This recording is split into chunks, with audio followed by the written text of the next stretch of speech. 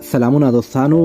ناصر احمد صاحب واقعا په زړه پورې پوښتنه کړې ده او همیش زه چې کوم ځای ته ځم له ما څخه پوښتنه کیږي که په دفتر کې وي که له ملګرو سره وي، هر څوک وي چې موږ څخه یوه پوښتنه ډېره زیاته کیږي، وایي تاسو په جرمني کې یعنې په المان کې له څومره ټایم یا څومره وخت راهیسې یاستئ.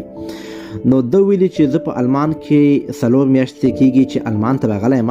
نو اول موږ پوښتنه کوو چې تاسو څومره ټایم یا څومره وخت راهیسې په المان کې یاستئ. دغه جمله زده کوو په الماني ژبه باندې. داسې وایي: Wie lange bist du schon in Deutschland? Wie lange bist du schon in Deutschland؟ یعنی څومره وخت راهیسې تاسو په المان کې یاستئ. نو زه د ناصر احمد صاحب جواب وایم چې زه په المان کې 4 میاشتې کیږي چې په المان کې یم. نو دغه جمله په الماني ژبه باندې داسې وایو: Ich bin in Deutschland seit 4 Monaten. Ich bin in Deutschland seit 4 Monaten. یعنی 4 میاشتې کیږي